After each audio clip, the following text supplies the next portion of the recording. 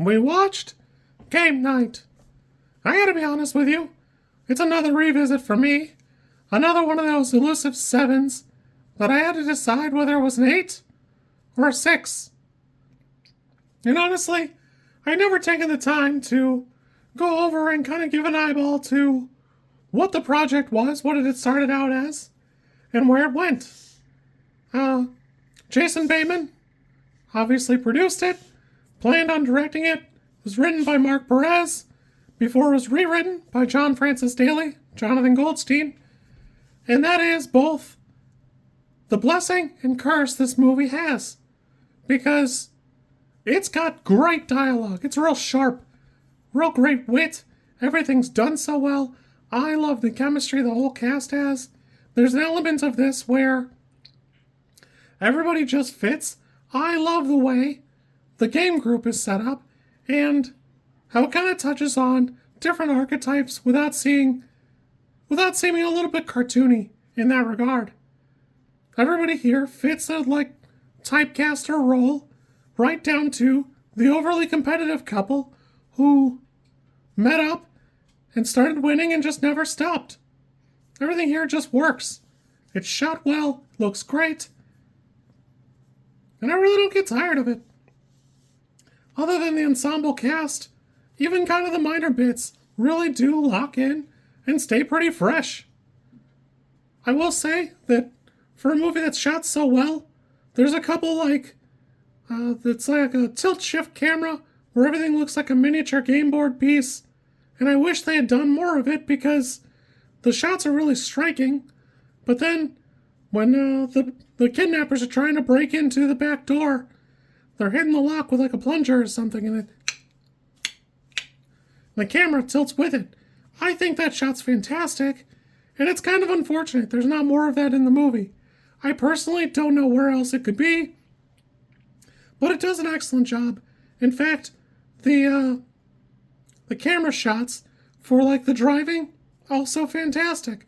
I assume it's like a dongle or something because it stays quite real with it, with the cars and the autos, but I would like to see a little bit more of that, and the ending is, for me, where it kind of falls apart. It does an excellent job of staying crisp and fresh, and then we get the reveal, before we get a reveal. And don't get me wrong, as a big Dexter head, I love Michael C. Hall. Always excited to see him, always great. But his segment is definitely the weakest of the bits. It feels like there was an ending, and then they went, well, we had this other ending too, and they just couldn't decide between all three of them, so we blended it up and kind of just put them all together in a row. And it does technically work. There's some cute set pieces, some funny bits, but go look at Jason Bateman during most of those scenes. His arm was shot, so he's bleeding heavily during the impromptu Get Jenga game, but just fine to run around. It's definitely a case where those two were clearly the main characters, which is fine, but the other characters had their own little bits, and there should have been a little bit more balance, and while it's understandable it's not the case, it definitely could have been. Overall, I like this movie. I think it's crisp, I think it's fun. I don't remember it being particularly long. I'm going to look at that right now so I don't forget. Crispy 100 minutes, just a touch over that 90 mark. Overall, I think this is pretty great. Does a good arc with all the characters. Everybody's got their own little bits. Even the bozo character and his, accidental girlfriend. Fantastic. They even see Chelsea Peretti, a character I always like seeing, an actress I like seeing, so there is that. Originally I had this as a 7. I'm going to go ahead and mark this one as a 6. I like this movie a lot. I'd be excited to see a Game Night 2, although it's been 7 years, I doubt we're going to get it. I still like this movie a lot. It's super fun, super crisp. Just a couple of the bits run a bit long for me, but other than that, fantastic. Super good, super fun. You kids be good. Going to bed. I'm going to bed. Going to bed. We're going to bed. You be good.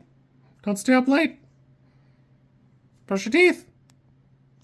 If you like this content, I'm supposed to ask you to like, comment, and subscribe. I think like is here, and comment is probably down there, and subscribe over there somewhere too. I think. I don't know how many times this like snippet is gonna make it into a video.